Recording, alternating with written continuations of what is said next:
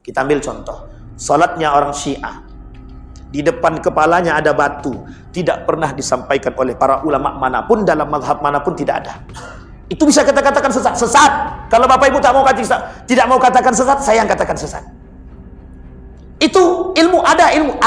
Ilmunya siapa? Ilmunya Syiah. Kenapa mereka taruh batu itu? Batu Karbala. Menghormati tanah Karbala. Siapa yang di sana? Husain yang terbunuh. A'udzu billahi minasyaitonir rajim. Bismillahirrahmanirrahim. Assalamualaikum warahmatullahi wabarakatuh. Alhamdulillahirabbil alamin wa bihi nasta'inu ala umurid dunya waddin wassalatu wassalamu ala asyrafil anbiya'i wal mursalin wa ala alihi wa sahbihi ajma'in. Allahumma salli wa sallim wa barik ala hadzal nabiyil karim. Allahumma salli ala Muhammad wa ala ali Muhammad fil alamin innaka Hamidum Majid. Puji syukur kehadirat Allah dengan mengucapkan alhamdulillahirabbil alamin, bersalawat kepada Nabi dengan mengucapkan Allahumma salli ala Muhammad wa ala ali Muhammad fil alamin innaka Hamidum Majid. Ya ayyuhalladzina amanu taqullaha wa qulu qawlan sadida yuslih lakum a'malakum wa yaghfir lakum dhunubakum wa may yuti'illaha wa rasulahu faqad faza fawzan 'azima. Wa qala Allah Ta'ala fas'alu ahla dzikri in kuntum la ta'lamun. Wa qala Nabi sallallahu alaihi wasallam man 'amila 'amalan laisa 'alaihi amruna fahuwa raddun. Dalam riwayat yang lain Nabi kata talabul ilmi fariidatun 'ala kulli muslimin wa muslimatin.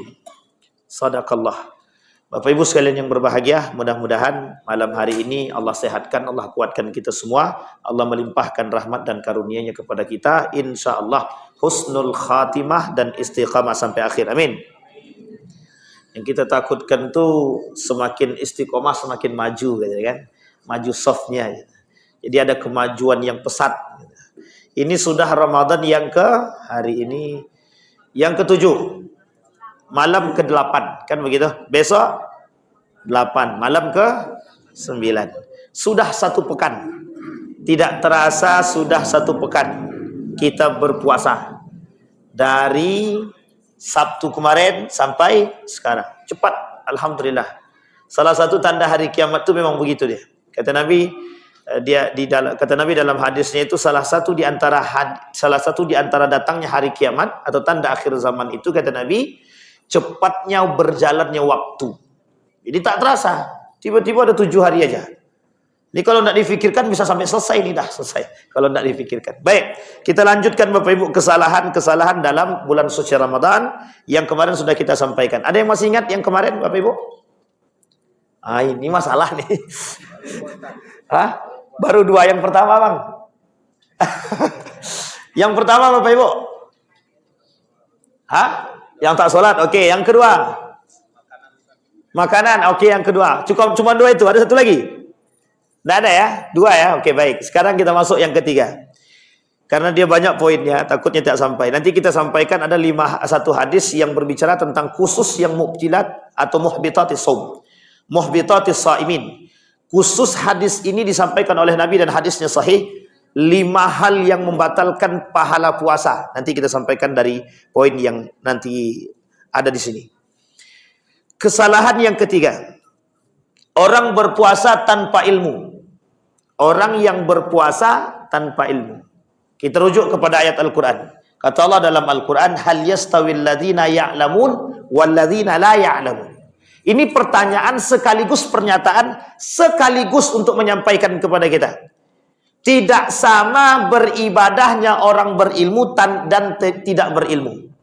Orang beribadah tanpa ilmu, itu ada 2 kemungkinan. 1, dia tak mengerti dengan apa yang dia lakukan. Yang kedua, menyesatkan orang. Ini orang yang tidak berilmu. Maka kata Nabi, bahkan kata para ulama itu, setiap sebelum ibadah apapun berilmulah. Salat perlu dengan ilmu. Coba kalau tidak tahu. Yang tidak tahu dengan ilmu salat, tidak usah jauh-jauh. Tidak tahu dengan ilmu salat tarawih. Berkelahi kan? Yang 8 berkelahi dengan 23. Yang 11 berkelahi 23. Yang 13 santai-santai aja dia. Mana yang 13 kemarin? Saudi Arabia. Saudi 13, Mesir 11. Nah, sekarang Indonesia dua-duanya ada. Cuman Indonesia lebih kreatif. Ada 4-4-3, 2-2-2, 8-11, kemudian 23, 2-2-2-2. Tapi tidak ada yang 4-4-4 tapi 23 itu tidak ada. Karena kebanyakan itu. Nah, pengen cepat. Nah, kembali kepada poin tadi. Itu butuh ilmu. Kita ambil contoh.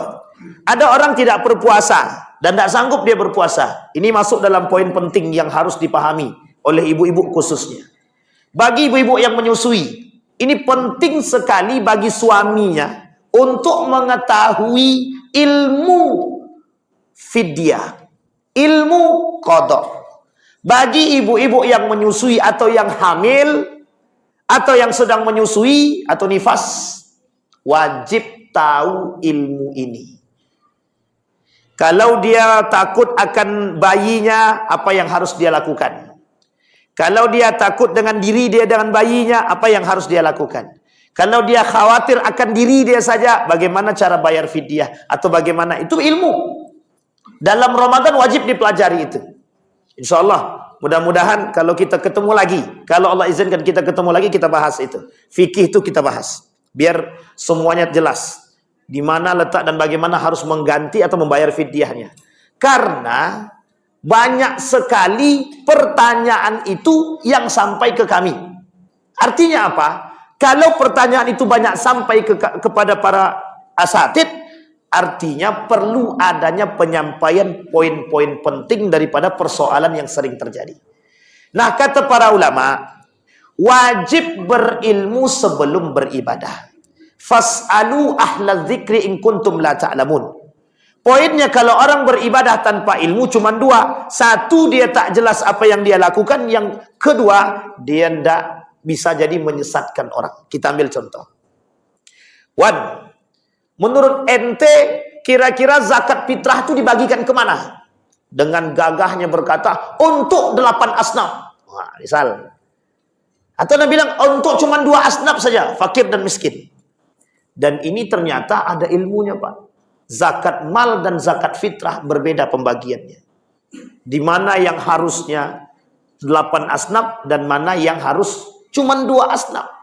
Zakat malkah atau zakat? Saya katakan kalau zakat fitrah itu cukup 2 asnaf saja. Ternyata para ulama menyalahkan. Itu sesat tuh, Pak. Atau sebaliknya, zakat mal untuk 8 asnaf. Kalau tidak 8 asnaf, tidak bisa. Tidak sah. Itu sesat menyesatkan juga. Sampai di sini bisa dipahami. Jadi yang boleh bersuara tentang fatwa itu siapa mereka? Ahlul fatwa. Maka para asatid yang mengambil fatwa daripada para ulama wajib menyertai siapa ulamanya atau dari mana dia ambil. Itu hukumnya wajib. Menurut Ustadz si A begini-begini. Tidak bisa. Harus siapa yang mengatakan itu. Dar ifta. Lajnah daimah. Majelis ulama Indonesia. Atau fikih ini segala macam. Wajib. Kenapa? Biar tidak terjadi pembodohan. Ini pentingnya ilmu. Sehingga orang yang beribadah dengan ilmu tidak akan berkelahi. Saya ambil contoh. Kasus suami istri yang mau cerai. Hanya gara-gara bukan kepala duluan, tangan duluan atau lutut duluan. Ketika sujud, tangan duluan atau lutut duluan. Kalau kepala duluan itu memang sesat itu. Tapi gara-gara tangan duluan sama lutut duluan pengen cerai. Apa kata istrinya? Maaf bang, kita tak sama, kita tidak satu aliran. Kalau bahasa anak gaul sekarang nih, kita tidak satu circle. Itu gak gaul sedikit. Ibu-ibu tidak tahu itu. Satu circle, tahulah, alhamdulillah. Satu circle. Sampai diajukan mohon maaf, ke kantor urusan agama. Pak Kua, aku pengen cerai dengan suami aku. Kenapa, Bu? Kami tidak satu mazhab. Astagfirullahaladzim. Ini tidak jauh Bapak Ibu. Saya cerita ini kejadiannya langsung dan nyata. Dan mereka datang ke rumah. Saya bilang sama mereka, lebih baik kedua-duanya cari pasangan masing-masing. Saya komporin untuk cerai betulan. Nauzubillah min dzalik. Artinya apa? Tidak tahu ilmu, Pak.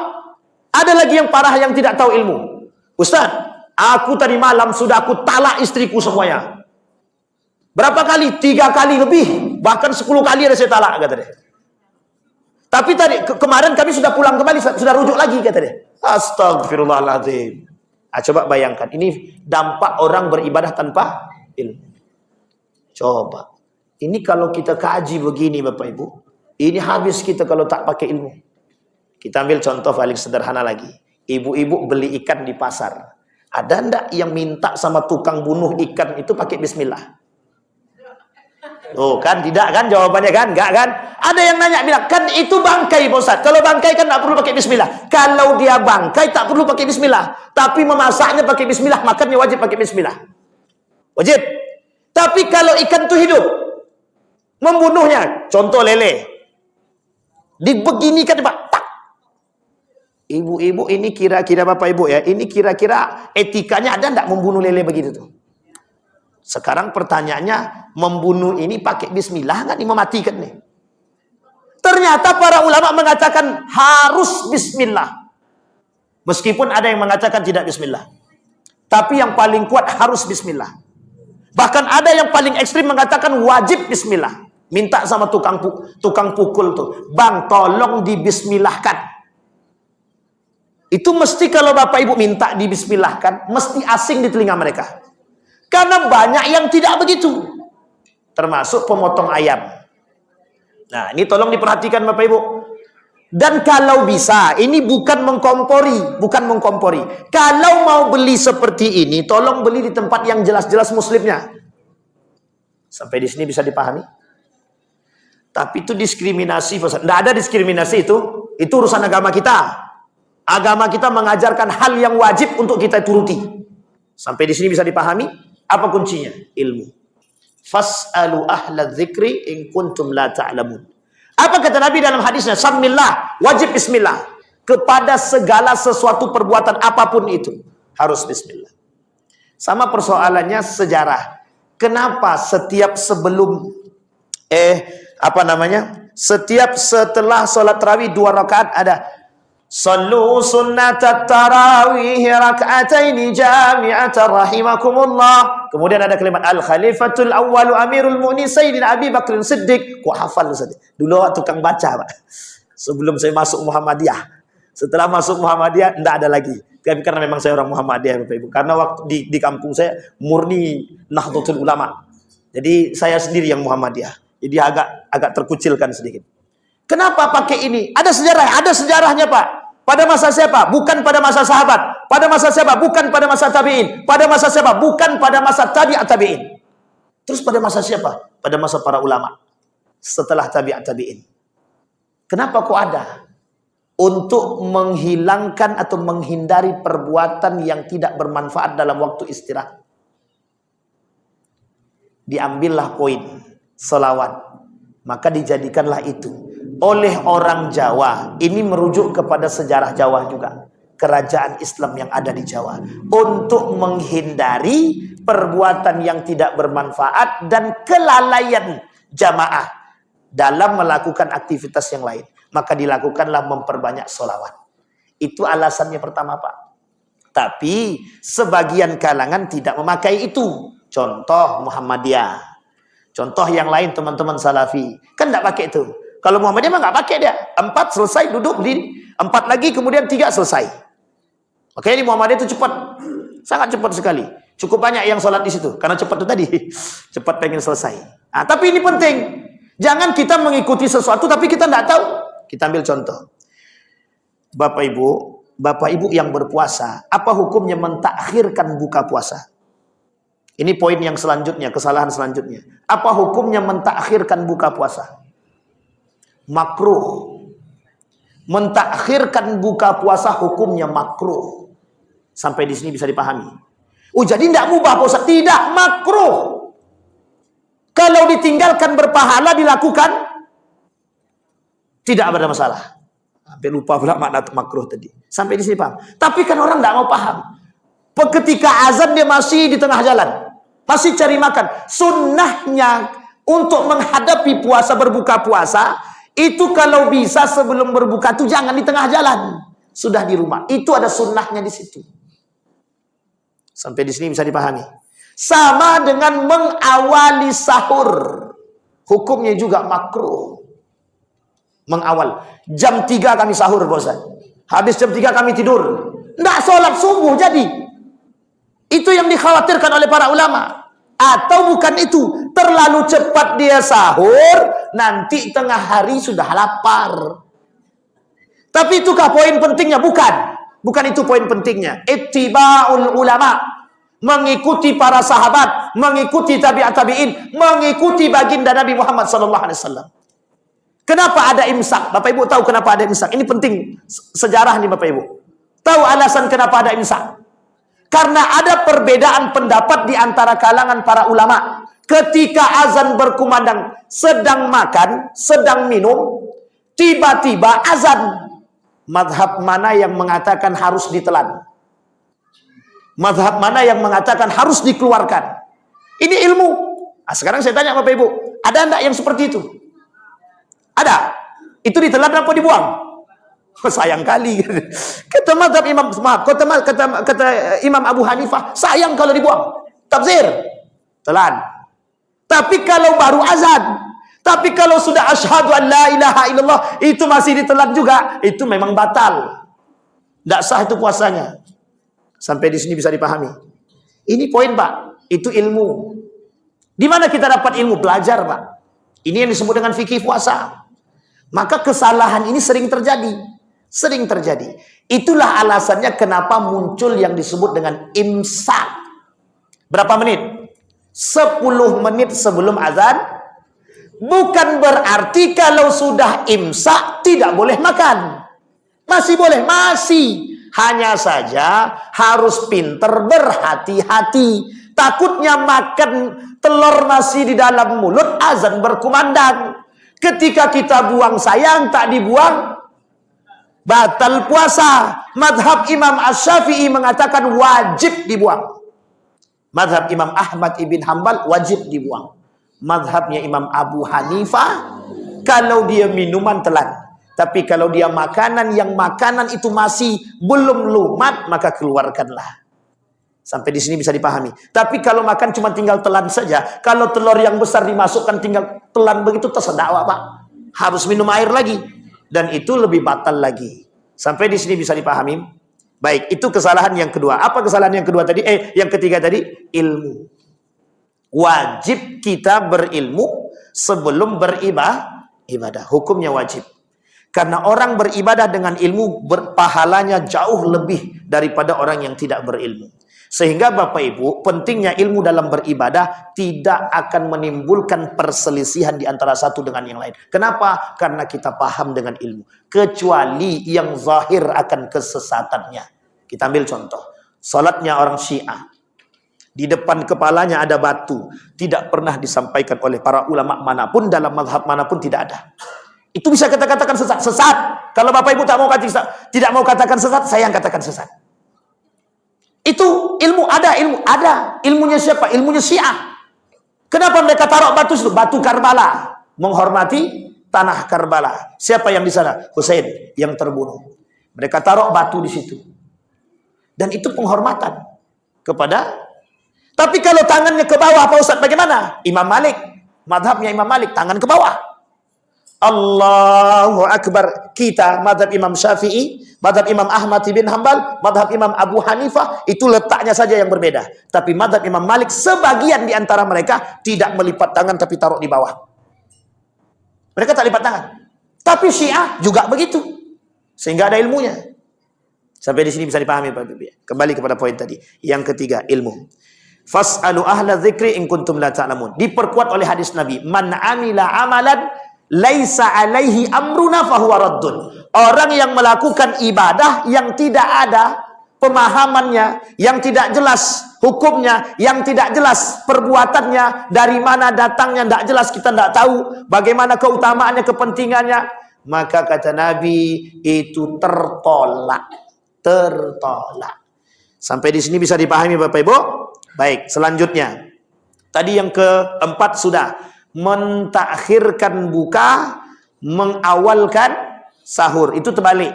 Yang benar, menyegerakan berbuka puasa, kemudian mengakhirkan sahur. Kenapa harus diakhirkan sahur? Mengambil keberkahan sahur. Yang harus saya tekankan di sini Bapak Ibu, setelah makan sahur, berdoalah, mustajab. Berdoalah mustajab. Setelah wahum bil ashari yastaghfirun. Jadi berdoalah kepada Allah, mohon ampun kepada Allah setelah makan sahur. Ya, dan ini diakhirkan. Kalaupun ada imsak, silahkan, tidak ada masalah. Itu rambu-rambu. Alasannya adalah dikhawatirkan terjadi pada aspek yang tadi. Terjadinya perdebatan para ulama, itu menyebabkan muncul ide untuk memberikan rambu-rambu yang disebut dengan imsak. Apa artinya imsak, Bapak Ibu? Menahan. Bukan berarti menahan puasa. Tapi menahan, yang dimaksud di sini, menahan dari ketika makannya terlalu banyak, tahan dulu, tengok waktu, udah mau habis atau belum. Yang kita tahan apa? Nafsu makan. Tapi uniknya ada orang makan sahur bernafsu. Itu mantap sekali. Baik, yang keempat sudah. Sekarang yang kelima. Terlalu banyak makan. Terlalu banyak. Ada dua kemungkinan. Satu tamak, satu rakus. Tamak dan rakus ini beda tipis, Ustaz. Iya, beda-beda tipis. Yang ketiga, menturuti hawa nafsu. Bapak Ibu, dampak dari orang yang banyak makan, satu, ngantuk. Yang kedua, malas. Yang ketiga, penyakit lambung. Orang yang suka makan banyak, itu akan menyebabkan sakit perut, lambung bermasalah, ngantuk timbul, ibadah malas. Kata Umar bin Khattab, kalau kau lihat ada orang yang makan banyak, itu mesti ciri manusia pemalas ibadah. Sehingga kata para ulama, kalau ada orang makannya sedikit, itu ciri-ciri orang soleh, kata dia. Memang dia tak bisa makan, gimana? Sampai di sini bisa dipahami Bapak Ibu ya. Tolong anak-anaknya dikontrol. Apa dampak daripadanya? Dampak daripada itu Bapak Ibu, kita malas ibadah. Yang terjadi adalah habis makan langsung tidur. Kalau sudah langsung tidur, penyakit semakin banyak. Apalagi makanannya ditambah makanan-makanan kimia. Besoknya penyakit jantung, ginjal, gagal ginjal, apalagi Bang? Yang tidak ada zaman dulu. Kanker, kantong kering, dan lain sebagainya. Banyak penyakit yang muncul nanti. Baik, ini tolong. Akhirnya Bapak Ibu kita ibadahnya tidak maksimal. Kemudian, selanjutnya Bapak Ibu, berpaling dari memahami dan bertadabbur dengan ayat-ayat Al-Quran. Nih, saya luruskan Bapak Ibu.